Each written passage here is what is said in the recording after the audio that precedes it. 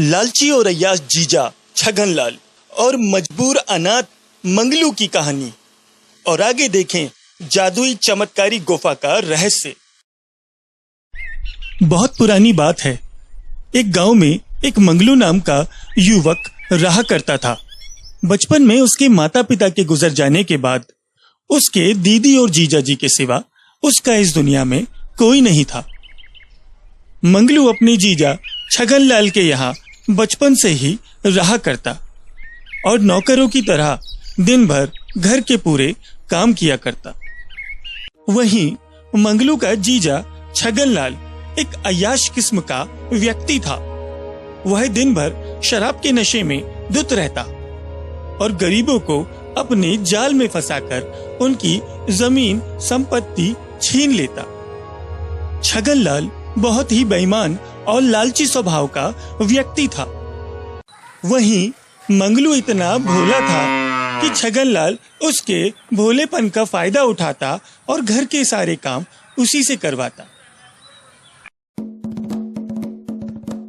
छगनलाल दिन भर अपनी हवेली में नाच गाने का आनंद लेता और शराब के नशे में हमेशा धुत रहता।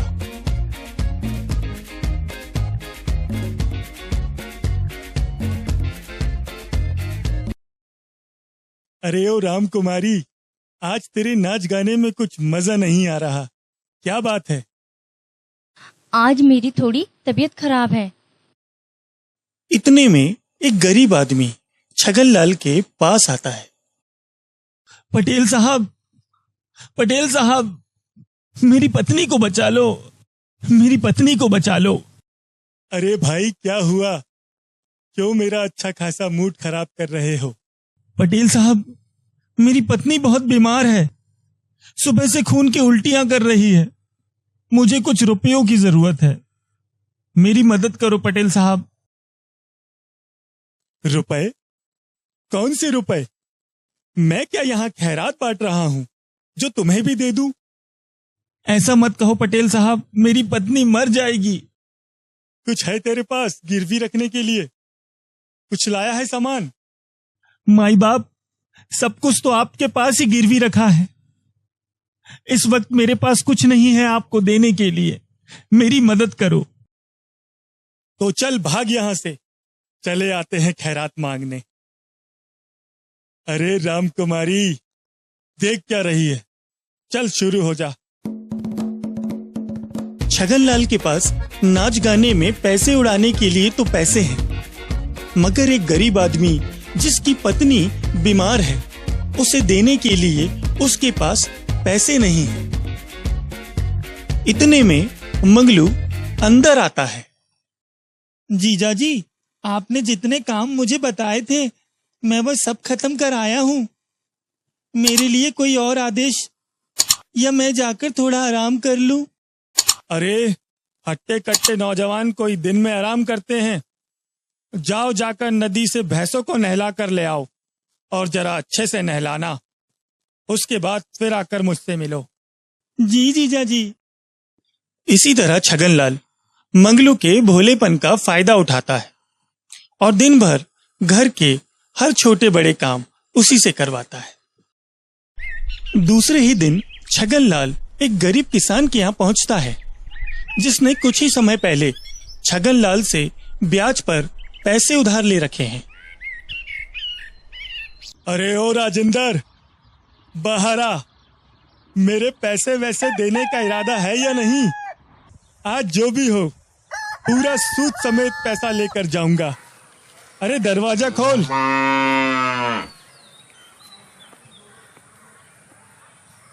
मेरे पति बहुत बीमार हैं। मुझे कुछ दिनों की मोहलत दो, मैं आपकी पाई पाई चुका दूंगी। अरे मुझे कुछ नहीं सुनना, मुझे मेरे पैसे चाहिए। तुम कुछ भी करो, कहीं से भी लाओ, मुझे कोई मतलब नहीं। पटेल, ऐसा मत करो, हमें कुछ दिनों की मोहलत दो। मेरे पास अभी कुछ नहीं है आपको देने के लिए। ये बकरियां क्या तुम्हारी है? मैं ये सारी बकरियां सूद के बदले ले जा रहा हूँ। अब ये बकरियां मेरी है। नहीं नहीं, ऐसा मत करो। इन्हें यहाँ से लेकर मत जाओ। मैं आपका पूरा कर्जा चुका दूंगी। इन्हें मत ले जाओ। बेचारी महिला रोती रही, गिड़गिड़ाती रही, मगर छगनलाल ने उसकी एक बात भी नहीं सुनी और बकरियों को वहां से लेकर वह अपनी हवेली पहुंच गया और वहां मंगलू को बुलाकर कहता है, अरे मंगलू, कहाँ है? देख, मैं तेरे लिए बकरियां लेकर आया हूं। आज से ये बकरियों की सारी जिम्मेदारियां तुम्हारी है। कल से तुम इन्हें रोज चराने लेकर जाओगे। जी जीजा जी। मंगलू के रोज के कामों में बकरियां चराने का एक और काम जुड़ गया। मंगलू प्रतिदिन बकरियां चराने जंगल की ओर जाता और कुछ देर पेड़ की छांव में बैठकर आराम करता। हमेशा की तरह मंगलू बकरियों को चराने जंगल आता है और जब तक बकरियां चारा चरती हैं, तब तक मंगलू पेड़ की छांव में आराम करता है। देखते ही देखते मंगलू की आंखें लग जाती है और आंख खुलते ही मंगलू देखता है कि काफी समय हो गया है, अब घर चलना चाहिए। जैसे ही मंगलू अपनी बकरियों की ओर देखता है तो बकरियों के झुंड में उसे अपनी एक बकरी कम दिखाई देती है। अरे भगवान, मेरी बकरी कहाँ चली गई? अब जीजा जी को घर जाके क्या जवाब दूंगा? जीजा जी को पता चलेगा तो वह मुझे बहुत डांटेंगे। शाम भी होने को है। मैं एक काम करता हूँ, पहले इन बकरियों को घर छोड़ के आता हूँ, फिर जंगल आके अपनी खोई हुई बकरी को ढूंढता हूँ। मंगलू सभी बकरियों को घर छोड़ता है और दोबारा अपनी गुमी हुई बकरी की तलाश में जंगल आता है। मंगलू जंगल के कोने कोने में अपनी खोई हुई बकरी को ढूंढता है। ढूंढते ढूंढते मंगलू घने वन की ओर चला जाता है। अंधेरा भी काफी हो चुका है। तभी उसे एक गुफा दिखाई देती है। रात भी हो चुकी है। अब मेरा जंगल में घूमना ठीक नहीं। आज रात मैं इसी गुफा में गुजारता हूँ। कल सुबह अपनी खोई हुई बकरी को ढूंढूंगा। मंगलू गुफा के अंदर पहुंचता है। ये गुफा तो अंदर से बहुत बड़ी है। बाहर तो पूरा अंधेरा हो चुका है, मगर गुफा में ये कैसी रोशनी है? मुझे क्या करना? मुझे तो बस रात गुजारनी है और सुबह यहाँ से निकलना है। मंगलू गुफा में लेटकर आराम करने लगता है कि तभी उसे भूख का एहसास होता है। बकरी को ढूंढने के चक्कर में वह आज खाना ही नहीं खा पाया। अब मंगलू को जोरों की भूख लग चुकी थी कि अचानक स्वादिष्ट भोजन से सजी हुई थाली वहां प्रकट होती है। अरे, इस जगह पे तो कुछ भी नहीं था। फिर अचानक इतने स्वादिष्ट भोजन से सजी हुई थाली, और वो भी इस गुफा के अंदर। अरे, मुझे क्या करना? मुझे तो जोरों की भूख लगी है। मैं तो ये भोजन का आनंद लेता हूँ। भोजन करने के बाद मंगलू सो जाता है कि उसे रात को अचानक बहुत ठंड लगने लगती है। यहाँ तो जैसे जैसे रात बढ़ रही है, ठंड भी बढ़ती जा रही है कि अचानक रजाई उसे आकर ढक लेती है। अरे, ये क्या? इस गुफा में रजाई? ये गुफा तो जादुई मालूम पड़ती है। मैं जो भी बोलता हूँ वह ये गुफा मेरे सामने प्रकट कर देती है। इतने में सुबह हो जाती है और मंगलू के मन में अपनी खोई हुई बकरी की चिंता होने लगती है। हे जादुई गुफा, कल मेरी बकरी चारा चरते चरते कहीं गुम हो गई है। मैं घर जाऊंगा तो मेरे जीजा जी बहुत डांटेंगे।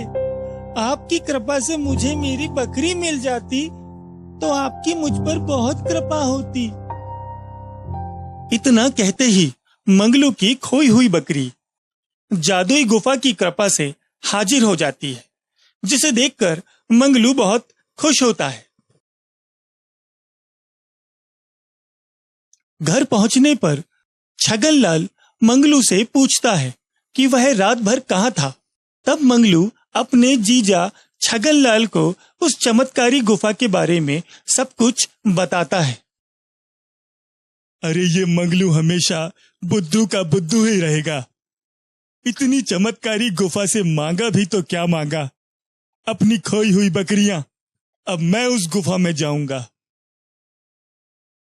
दूसरे ही दिन छगनलाल जंगल के रास्ते से उस जादुई चमत्कारी गुफा की ओर निकल पड़ता है।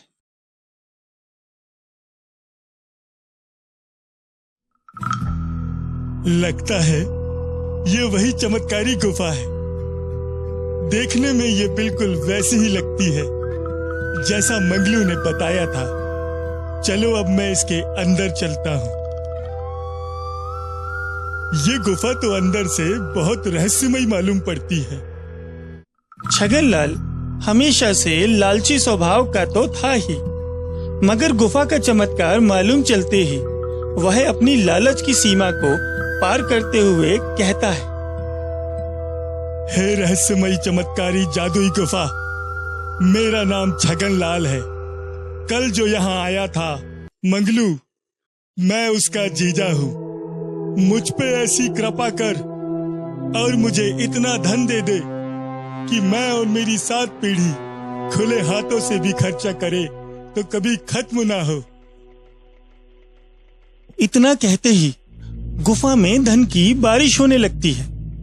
इतना धन बरसता है कि छगनलाल उस धन में दबकर अपना दम तोड़ देता है। इस कहानी से यह प्रेरणा मिलती है कि लालच बुरी बला है। व्यक्ति को कभी इतना लालच नहीं करना चाहिए कि वह लालच उसी पे भारी पड़ जाए। लालची महेंद्र चाचा और डरपोक भूत की कहानी। बहुत पुरानी बात है। एक गांव में एक अर्जुन नाम का युवक रहा करता था। अर्जुन को चिकन खाने का बहुत शौक था।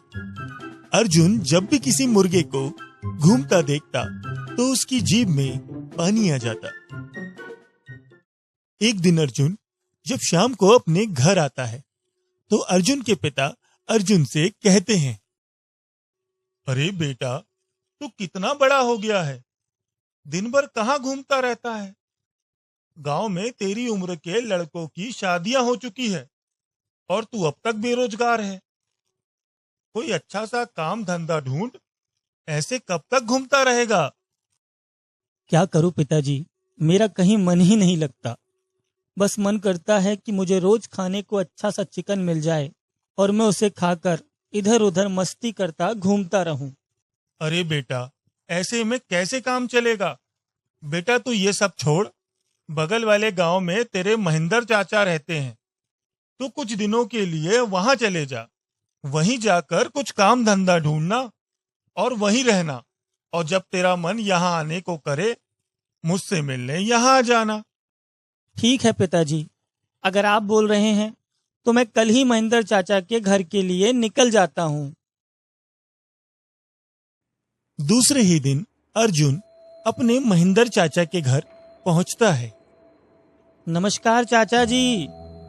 अरे आ गए अर्जुन बेटा, कैसे हो? मैं तो बिल्कुल ठीक हूँ चाचा जी, आप बताइए आप कैसे हो? मैं तो ठीक हूँ बेटा। तुम्हारे पिताजी का फोन आया था। उन्होंने बताया कि तुम काम धंधे की तलाश में गांव आने वाले हो। अब बेटा तुम यहाँ आ ही गए हो तो इसे अपना ही घर समझो। एक बात तो मैं तुम्हें बताना ही भूल गया। बेटा अब मेरी उम्र बहुत ज्यादा हो चुकी है। अब मुझसे ये घर का काम धंधा नहीं बनता। अब ये सब तुम्हें ही संभालना होगा। ठीक है चाचा जी, मैं समझ गया।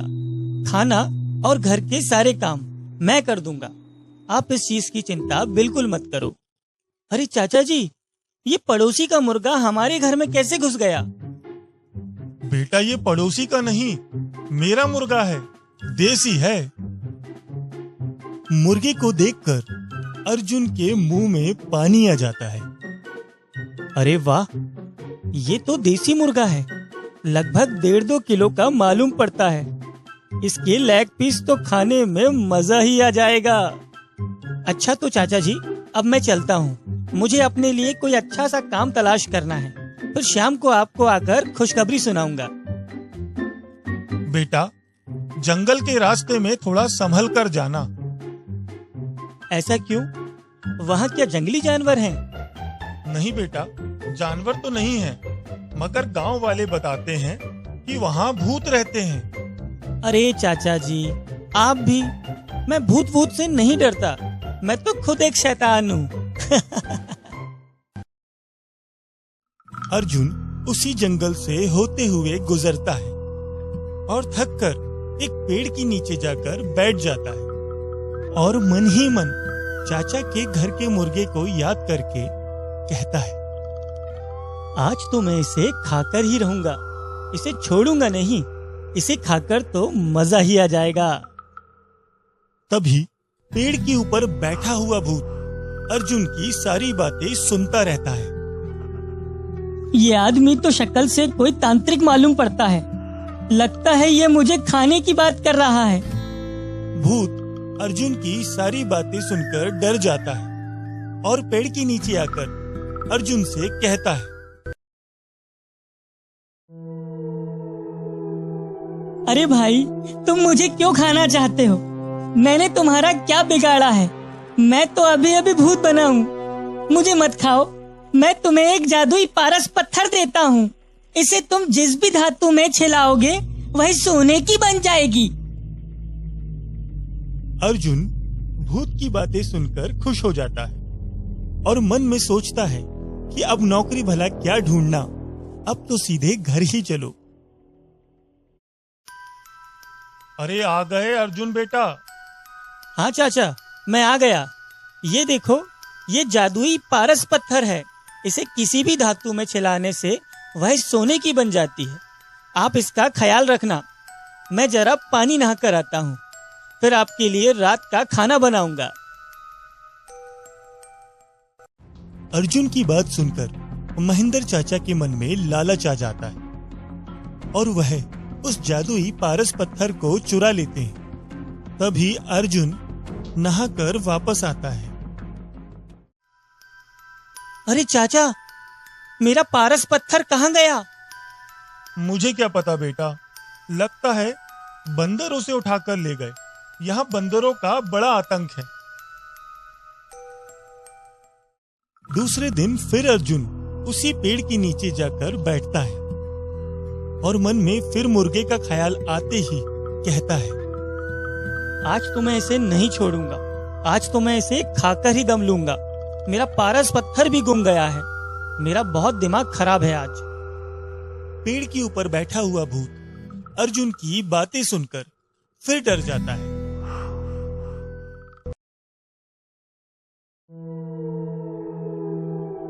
अरे नहीं नहीं भैया, मुझे मत खाओ। मुझसे क्या गलती हो गई है? मुझे मत खाओ भैया, मुझे माफ कर दो। मैं आपको एक जादुई संदूक देता हूँ। इस संदूक में आप जो भी सामान रखोगे वह 5 गुना हो जाएगा।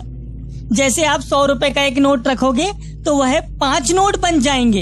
इस तरह जो भी सामान आप इस संदूक में रखोगे ना, वह 5 गुना हो जाएंगे भैया। ये संदूक ले जाओ और मुझे छोड़ दो। मुझे माफ कर दो भैया। अरे ये भूत तो बहुत ही डरपोक है। ये मुझसे इतना क्यों डरता है? अरे मुझे क्या करना, मैं तो अब इस जादुई संदूक की मदद से धनवान बन जाऊंगा। अर्जुन घर पहुंचकर अपने चाचा से कहता है, चाचा, ये देखो, ये जादुई संदूक है। इसके अंदर जो भी सामान रखो वह 5 गुना बढ़ जाता है। अर्जुन को यह नहीं पता था कि उसके महेंद्र चाचा इतने लालची स्वभाव के व्यक्ति हैं, इसलिए वह सारी बात आकर सच सच बता देता है। मैं जरा मुंह हाथ धोकर आता हूँ। और तभी महेंद्र चाचा अर्जुन के आने से पहले ही उस जादुई संदूक को भी चुरा लेते हैं। अरे चाचा, मेरा जादुई संदूक कहाँ गया? अरे बेटा, मैंने तुम्हें बताया था ना कि यहाँ बंदरों का बहुत आतंक है। अभी कुछ देर पहले मकान की छत पर बहुत सारे बंदर बैठे थे। मुझे तो उन्हीं का काम लगता है। अर्जुन चाचा की बात सुनकर बहुत निराश हो जाता है। तीसरे दिन अर्जुन थककर उसी पेड़ के नीचे जाकर बैठता है और मन में उन चोर बंदरों का ख्याल आते ही गुस्से में आकर कहता है, मैं अब एक को भी नहीं छोड़ूंगा, सबको मार डालूंगा। मेरा आज बहुत दिमाग खराब है। अब तो किसी की खैर नहीं। अब मुझसे कोई नहीं बचेगा। इतना सुनकर भूत बहुत डर जाता है और अर्जुन के पास आकर कहता है,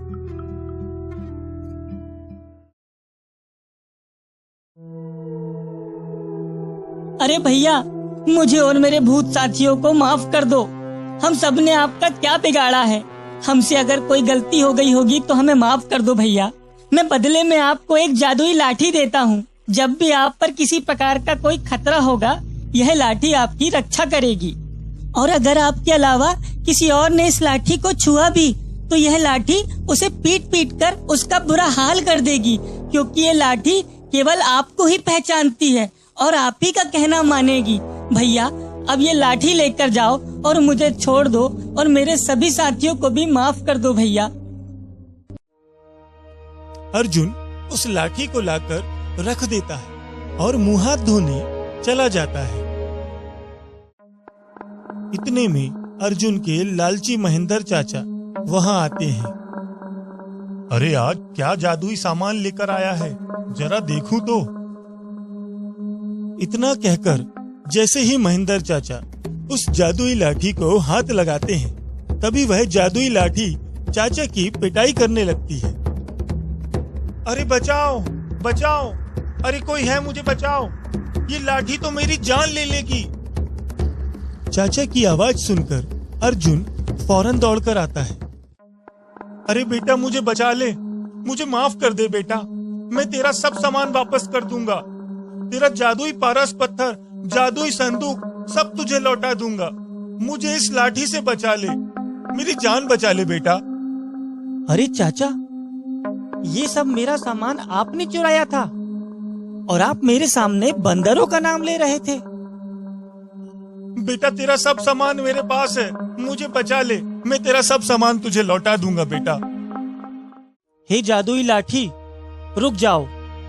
इतना कहते ही जादुई लाठी रुक जाती है। इसके बाद महेंद्र चाचा बहुत शर्मिंदा होता है और अर्जुन को उसका सारा सामान लौटा देता है। उन सभी जादुई सामानों को लेकर अर्जुन अपने पिता के पास अपने गांव लौट जाता है और देखते ही देखते जादुई पारस पत्थर और जादुई संदूक की मदद से अर्जुन बहुत धनवान हो जाता है। अगर आप इसी तरह की कहानियां देखना चाहते हैं तो हमारे YouTube चैनल को लाइक करें और सब्सक्राइब करें और बेल आइकन दबाना ना भूलें।